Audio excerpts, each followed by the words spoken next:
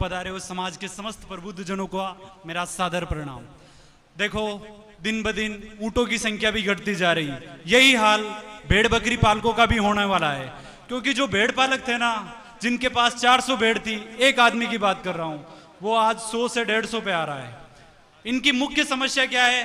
पहली है चोरी। क्या हो रही है? चोरी भयंकर समस्या है। ये कंजर लोग है ना, जो एक समुदाय है, इनका मुख्य रूप से पैसा है चोरी करना। जैसे चित्तौड़, नीमच, मंदसौर, जावरा, रतलाम, इस एरिया में ये क्या करते हैं कि पूरा साल भर ऐश करते हैं, मौज करते हैं, मतलब ब्याज पे लेके पैसा खाते हैं, और भेड़ पालक आते हैं ना, तब उनसे अपना पैसा वसूल करते हैं। ठीक है, मैं घाटा इलाके की बात करता हूं, जो विजयपुर घाटा है, मतलब नीमच से मतलब मध्य प्रदेश की सीमा पे लगता हुआ है। वहां के चोर इतने भयंकर है कि बंदूक की नोक पे लूट के ले जाते हैं। हमारे पास हथियार नहीं है, हम कैसे सुरक्षा करें? हम अपने बच्चों को बचाए, अपनी जो औरतें हैं उनको बचाएं, या भेड़ों की रक्षा करें? देखो, एक आदमी जिसके पास 200 या 250 भेड़ है, तो कम से कम उसको 4 आदमी की रिक्वायरमेंट होती। कितने की? 4। कैसे? 2 जने तो भेड़ के साथ, 1 जना ऊंट, जो मतलब लेके उनको जो बाहर होगा वो एक जगह से उठा के दूसरी जगह ले जाएंगे। तीसरा, जो छोटे बच्चे हैं उनको लेके, ऐसे करके 4 जनों की रिक्वायरमेंट है। कितने? मतलब 250 भेड़ पे 4 जनों का परिवार, मतलब 4 जनों का चल रहा है, गुजारा चल रहा है। पर अब जो पहले तो संख्या ज्यादा थी, जैसे 400 के आसपास थी, अब वो 100 से 150 पे आ रहे हैं, तो संख्या भी, मतलब इनकम कम है और खर्चा बढ़ता जा रहा है। समझे ना आप? क्योंकि जो संख्या 400 थी वो 150 पे आ गई।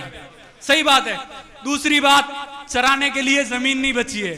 जहां जाते हैं वहां लोगों ने अतिक्रमण कर रखा है। जैसे जो जंगल होते हैं ना, वहां पे बोलते हैं कि हमने तो नया प्लांटेशन कर रखा है। कोई प्लांटेशन नहीं कर रखा है, उनको पैसा चाहिए अंदर बाहर से, मतलब एक्स्ट्रा इनकम करना चाहते हैं। जहां जहां एमपी के तो हालात इतने बदतर है कि बस बाकी नहीं। अगर उनके विरुद्ध में आवाज उठाते हैं तो किसी दूसरे को बुलवा देते हैं। अगर सख्त रूप से अपन मतलब पुरजोर उनका विरोध नहीं करते हैं तो अपनी आवाज वहीं दबा देते हैं। आप जो आते हो, जैसे पाली, जालोर, सिरोही, इस बेल्ट से आते हो, तो आपके उधर के जान पहचान के लोग नहीं है। ये चोरी वाले लोगों को भी पकड़ते हैं तो 2 घंटे 10 घंटे बाद रिहा कर देते हैं, उनसे भी पैसा ले लेते हैं। ये मेजर समस्या है। जब तक इन चोरों का कोई पुख्ता इंतजाम नहीं होगा, तब तक हम इस चीज से नहीं बच सकते। देखो, दूसरी बात, चोरों वाली बात तो हो गई।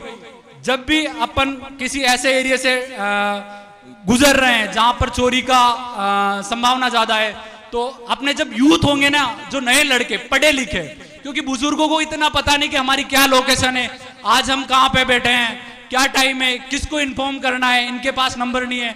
जब तक यूथ नहीं आएगी इसमें, तब तक कोई अच्छा समाधान नहीं हो सकता है। क्योंकि यूथ अगर पढ़ा लिखा है ना, तो उसको समझ है कि आज किस लोकेशन पे है, वो तुरंत पुलिस वाले को लोकेशन बता देगा कि हम इस रीजन में हैं, यहां पर हैं, इतने लोग हैं, उनकी वीडियोग्राफी भी कर लेगा और कोशिश करेगा कि ज्यादा से ज्यादा उनका विरोध करने का, उनको पकड़ाने का। और उसके लिए मतलब देखो, अब क्या है कि आप जो अभी जो भेड़ बकरी रख रहे हैं ना, वो पुरानी पीढ़ी, जो जिनकी एज है 40 साल, 50 साल या 60 साल, कोई 20-22 साल वाला कोई लड़का नहीं है इसमें। बड़ी समस्या। ठीक है। और जो जो मैं 2 मिनट मतलब थोड़ा सा आपको सही तरीके से समझाना चाहता हूं, ताकि आपके कंसेप्ट थोड़े हैं वो क्लियर हो सके, नहीं तो आधी अधूरी बात में कोई मजा नहीं आएगा। ठीक है।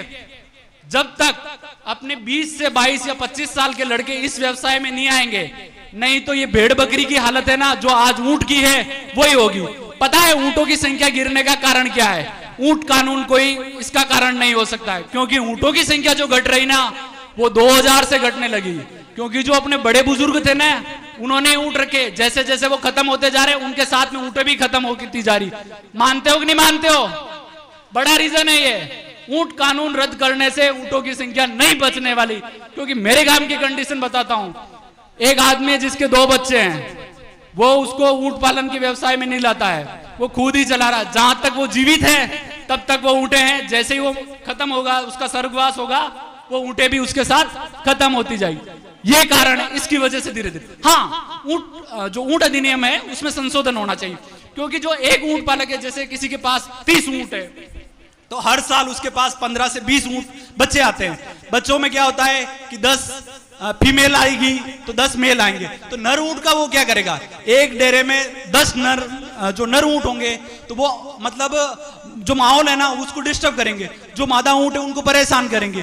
तो नर ऊंट पे तो प्रतिबंध हटना चाहिए, ताकि जो मेलों से जो इनकम हो रही थी ना हमारी, जैसे पुष्कर का मेला साल में जैसे 3-4 ऊंट निकल गए तो उससे इनकम होती थी, तो वो इनकम पे असर पड़ा है। मैं मानता हूं इस अधिनियम से इस पे असर पड़ा है।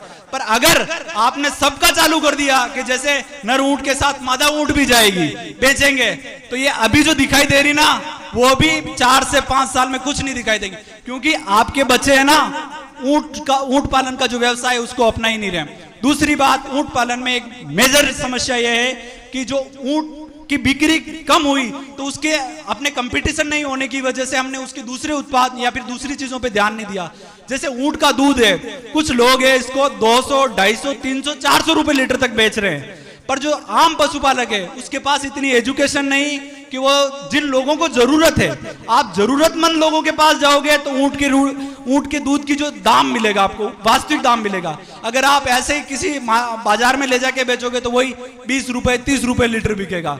जब तक आपका पढ़ा लिखा बच्चा इस काम में नहीं आएगा तब तक कुछ नहीं हो सकता। देखो आप है ना अपने समाज का एक है ना जो पैरामीटर है वो बदल चुके हैं। आज समाज को क्या चाहिए, एक सरकारी नौकर चाहिए, ठीक है, कि मतलब सरकारी नौकरी लग जाए तो और कुछ नहीं चाहिए। वो अपने बाप के पास 50 ऊंट है उससे शुरुआत नहीं करेगा। अगर देखो सरकारी नौकरी स्टार्ट करेगा, कोई टीचर लगेगा तो 3rd ग्रेड से लगेगा, सपोज 3rd ग्रेड से लगेगा तो उसका प्रमोशन होते ऊपर जाएगा, तब तक कितने साल हो जाएंगे, 30 से 35 साल तक हो जाएगा। अगर अपने बाप का व्यवसाय जैसे 100 मतलब 50 ऊंट भी है तो उसको 0 से स्टार्ट नहीं करना, वो 50 से स्टार्ट कर रहा, आगे बढ़ेगा। ऊंटों में नवाचार करने की जरूरत है। यहाँ पर जो जितनी भी जो युवा पीढ़ी बैठी है वो जब तक इसमें नहीं आएगा तब तक ऊंटों को कोई नहीं बचा सकता है। क्योंकि मैं इस पे काफी काम कर रहा हूं, लोगों से पूछते हैं तो जो बूढ़े बुजुर्ग है उनको समझाते तो वो बात उनको समझ में नहीं आती। जब तक यूथ नहीं आएंगे तब तक। एक बात और है, ऊंटों पे एक स्कीम बन रही है, आप सभी को ध्यान में लाना चाहता हूं, नेशनल लाइव स्टॉक मिशन, जिसमें क्या है कि 50 लाख तक की सब्सिडी मिलती है, लोन की स्कीम है। देखो जो सिस्टम में कुछ लोग बैठे हैं उनको पता ही नहीं है कि ऊंट क्या खाता है, कहाँ रहता है, कितनी दूरी तक उनको ले जाना है। 2 मिनट थोड़ी देर और लूंगा, कितनी दूरी तक ले जाना। अब उसके लिए जो निर्धारण किया जा रहा है कि 1 करोड़ का लोन मिलेगा, उसमें 50 लाख की सब्सिडी मिलेगी।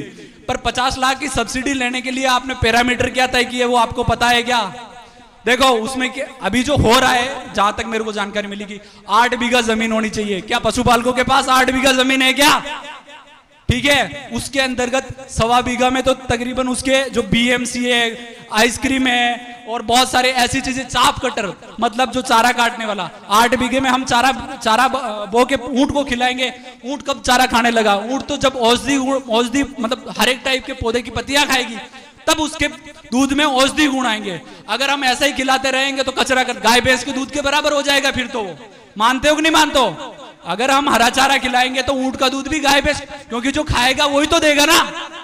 मानते हो कि नहीं मानते हो? तो ये ऐसी समस्या है जिनका निदान करना बहुत ज्यादा जरूरी है। तो 2 मिनट और लूंगी, ठीक है।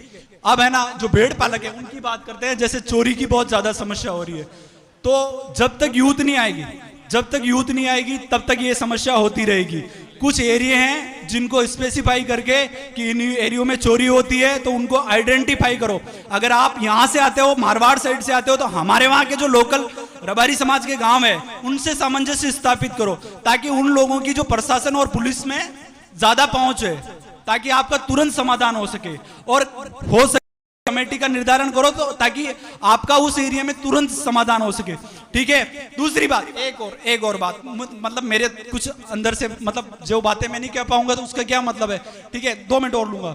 दूसरा, किसी ऊंट पालक है, उसकी ऊंट दूध दे रही है 7 से 8 लीटर या 4 या 5 लीटर, वो करंट लग के खत्म हो रही है, उसका बीमा नहीं हो रहा है। ऐसी घटना एक ऊंट पालक के साथ में साल में 3 से 4 बार होती है, तो कम से कम उसको 2 से 2.5 लाख का नुकसान होता है।